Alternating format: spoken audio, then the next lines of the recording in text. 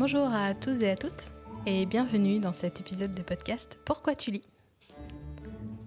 Aujourd'hui, j'avais envie de vous parler d'un livre que j'ai lu très récemment, mais qui a eu une très grosse influence sur moi, ma vie, mon imaginaire, mon enfance. Ce livre, c'est Jurassic Park. Alors très probablement, vous êtes très nombreux à connaître le film en tout cas, même si vous n'avez pas lu le livre. Et peut-être même que je suis en train de vous apprendre le fait que, à la base, c'est un livre de Michael Crichton. Alors cet auteur, il est plutôt connu pour faire des thrillers scientifiques. Donc sa grosse force en tant qu'auteur, c'est qu'il part de données scientifiques, d'avancer de la science. En fait, il est passionné par ça, donc du coup, il va beaucoup se renseigner et il est très documenté par rapport à ça. Et il va partir de ça pour pouvoir créer de la fiction tout autour. Donc, comme probablement vous le savez, mais en tout cas, je vais vous rappeler l'histoire au cas où, c'est le cas pour Jurassic Park. Dans Jurassic Park, nous avons un milliardaire qui décide de créer un parc à partir de dinosaures qui ont été reconstitués génétiquement. Donc pour ça, il a toute une équipe autour de lui, de chercheurs, de scientifiques, mais également d'avocats et de financiers. Et pour que le parc puisse être ouvert au public, il va avoir besoin que plusieurs personnes donnent leur aval pour pouvoir ouvrir, tout simplement. C'est comme ça qu'il va avoir la très bonne idée de proposer à 2 paléontologues et un mathématicien du chaos, de venir sur l'île de Isla Nublar pour visiter le parc et donner leur aval. Alors évidemment, les choses ne vont pas forcément très bien tourner, d'autant plus que ce milliardaire qui s'appelle Hammond va avoir en plus la très bonne idée de faire venir 2 de ses petits-enfants pour visiter le parc avec les scientifiques. Donc évidemment, vous avez sur une île très peu de personnes, des dinosaures, et une très grosse tempête qui arrive. Je vais m'arrêter là pour le résumer, parce que pour le coup, c'est pas tellement ce qui va nous intéresser. Jurassic Park, c'est un monument pour moi, c'est un monument de la culture populaire. C'est vraiment un film qui a forgé mon imaginaire très tôt. Et je pense que je ne suis pas la seule. Je suis sûre que parmi vous, il y en a plein qui ont voulu être paléontologues suite à ce film. Et souvenez-vous, quand on était petit, il y a eu un très gros phénomène autour des dinosaures. Et c'était génial.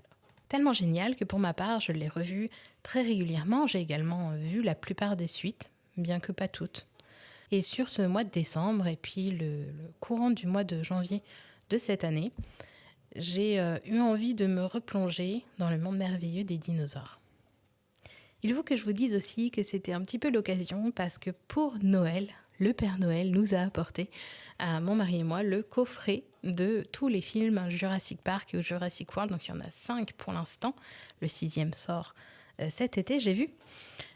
Donc en coffret DVD, ce qui a été une excellente occasion pour nous de nous replonger, vraiment de nous immerger dans ce monde un peu particulier. Et pour bien parfaire le tout et me plonger vraiment complètement dans l'univers, je me suis dit c'est vraiment l'occasion de lire les 2 tomes, parce qu'il y en a 2, de Jurassic Park et Jurassic World. Donc pour rappel, Jurassic Park, il a été écrit en 1990. Le film a été tourné en 1993. Et le second livre, Le Monde Perdu, a été écrit, lui, en 1995. Ce qu'il faut que je vous dise aussi, même si ça n'est qu'un détail par rapport à cet épisode de podcast, c'est que j'ai lu les 2 tomes à la suite et en livre audio, grâce à une application qui est super, peut-être on en reparlera à un moment donné. Ce que je veux vous dire par là, c'est que vous lisiez en livre papier ou en livre audio ou en numérique, c'est de la lecture. Vous lisez quand même et vous en retirez quand même énormément de choses. Le livre audio, ça a beaucoup d'avantages. Vous pouvez faire plein de choses en même temps. Mais je vous en reparlerai très prochainement dans un nouvel épisode. Donc on ne va pas s'attarder là-dessus aujourd'hui.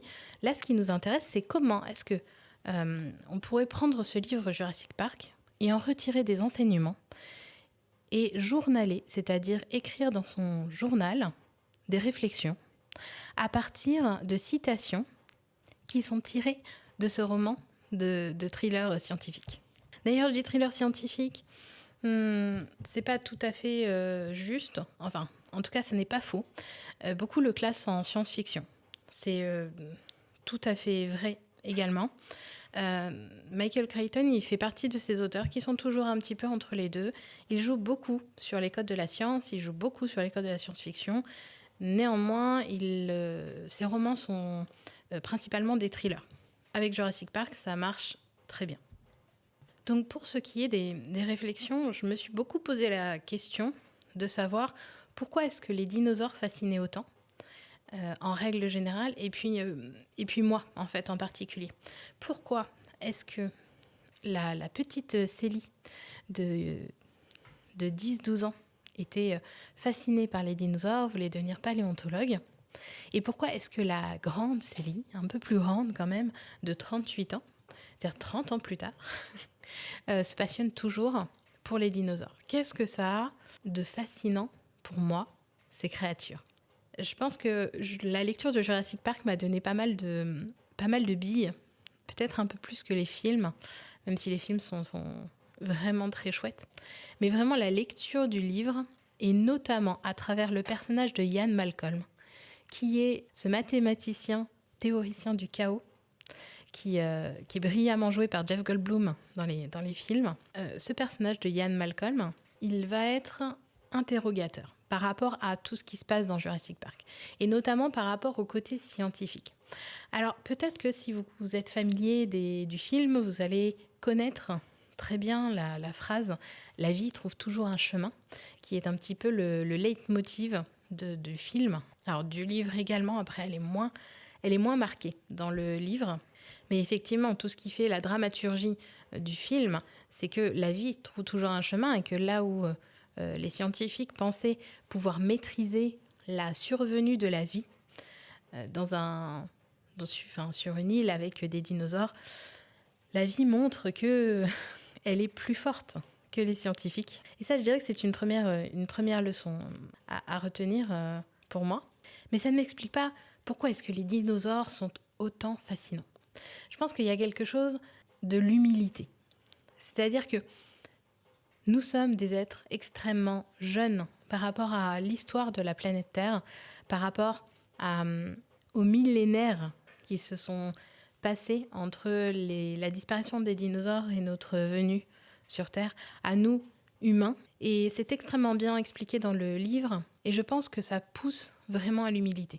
C'est pareil, en fait, quand on est enfant et qu'on se retrouve face à des créatures comme ça qui sont pleines de dents, qui sont pleines de griffes, qui sont énormes. Il suffit d'aller dans un musée où il y a des squelettes de dinosaures pour s'apercevoir à quel point nous, on est tout petits finalement. Puis de savoir que les dinosaures, ils étaient là bien avant nous.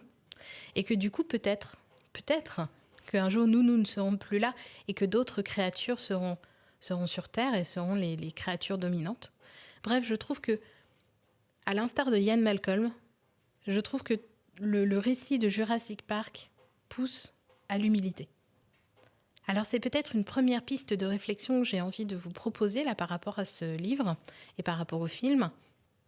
J'ai envie de vous proposer de prendre votre carnet et puis un stylo, et puis d'essayer de noter pour vous qu'est-ce que ça représente des créatures comme les dinosaures. Qu'est-ce que ça vous évoque? À quoi ça vous fait penser? Est-ce que vous êtes fan des dinosaures, ou est-ce que pas du tout? Est-ce que ça ne vous parle pas? Et si ça ne vous parle pas, pourquoi? Est-ce que vraiment ce sont des créatures qui ne vous touchent pas? Est-ce que ça vous évoque des choses ou pas? Ensuite, vous pouvez porter votre réflexion sur l'humilité que nous avons, nous, en tant qu'êtres humains. À savoir, après, suivant vos croyances, vous pouvez noter tout ça. À votre avis, pourquoi nous sommes sur la Terre? Est-ce qu'il y a une raison à ça? Est-ce qu'on a un but? Est-ce qu'on va s'éteindre ou pas? Il y a une autre réflexion que Ian Malcolm me pose très, très régulièrement, et dans le film et dans le livre, dans le récit, on va dire. C'est la question de: est-ce que c'est parce que l'on peut faire quelque chose que nous devons faire ce quelque chose? C'est-à-dire que là, en fait, il pose la question, en fait, à un moment donné, il dit: mais nous savons créer des dinosaures de façon génétique, de façon scientifique, est-ce pour autant que nous devons le faire? Et ça, c'est vraiment une question que j'ai envie de vous poser aussi. Alors oui, on touche quasiment la philosophie, et puis je n'ai pas la réponse à cette question. Moi, je sais que ce livre-là m'a amené à me pousser la question, m'a amené à réfléchir sur cette thématique. J'aimerais, si vous le voulez, que vous aussi, vous réfléchissiez à cette thématique. Est-ce que c'est parce que nous pouvons faire quelque chose que nous devons le faire? Et enfin, il y a une autre citation qui, moi, m'a tellement marquée à la lecture du livre, tellement touchée, tellement bouleversée, que j'ai immédiatement éteint le livre audio et que j'ai pris mon carnet et mon stylo pour pouvoir la noter. Cette citation, elle est donc dans le premier tome du livre. Par contre, elle ne vient que dans le second film. Et pourtant, pour moi, elle est extrêmement importante. Cette citation, c'est Ian Malcolm, encore une fois, qui l'a dit. C'est « Tous les changements d'importance sont comme la mort.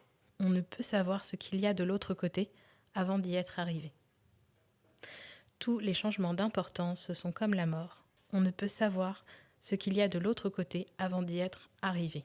Et effectivement, pour moi, on touche là quelque chose d'hyper important. Le fait que le changement, ça nous fait tellement peur. Parce qu'il y a cette espèce d'insaisissabilité du changement, de ce qu'il y a derrière. Évidemment qu'on a peur. Évidemment qu'on a peur parce que quand on ne sait pas, on ne peut que avoir peur, que appréhender. Mais d'un autre côté, quelle aventure extraordinaire. Quelle aventure extraordinaire de pouvoir changer. Moi, je pense que le changement est vital, que le mouvement est vital et que le changement, il est permanent. Le changement, c'est un petit peu ce qui nous permet d'avancer aussi dans la vie. Et contrairement à la mort, encore une fois, suivant vos croyances, mais contrairement à la mort qui est quelque chose d'inéluctable et sur lequel on ne peut pas revenir, le changement, on peut y revenir du moins intellectuellement. Et on peut apprendre. Et on peut anticiper les prochains changements, les prochains mouvements. Bref, avec cette citation, la question que j'aimerais que vous vous posiez, c'est quoi qui vous fait peur dans le prochain changement de votre vie? Qu'est-ce que vous avez l'impression qui va arriver? Est-ce que vous anticipez des choses qui ne sont pas forcément tangibles? C'est sûr que quand il y a du changement pas uniquement sur ce que nous, on a prévu de changer. Il y a du changement dans toute notre vie. Quand quelqu'un bouge, tout bouge autour de lui. Et c'est peut-être ça qui fait le plus peur. Et effectivement, comme dirait Ian Malcolm, il y a tellement de possibilités, il y a tellement de choses qui pourraient arriver qu'il nous est impossible de savoir ce qui va se passer. Dans le cas de Jurassic Park, l'argument de Ian Malcolm est de dire que tout ce qui aurait pu mal tourner a mal tourné. Il n'a pas tort, même si je pense qu'on aurait pu imaginer encore bien pire. Bref, quand il y a un changement qui pointe le bout de son nez dans votre vie, est-ce que vous pensez avoir suffisamment de confiance et d'appui solide pour pouvoir amorcer ce changement de manière sereine? Voilà, c'était les réflexions qui me sont venues après la lecture de Jurassic Park. Alors j'en ai eu énormément d'autres, mais très honnêtement, ce podcast est déjà beaucoup trop long. C'est censé être un format court.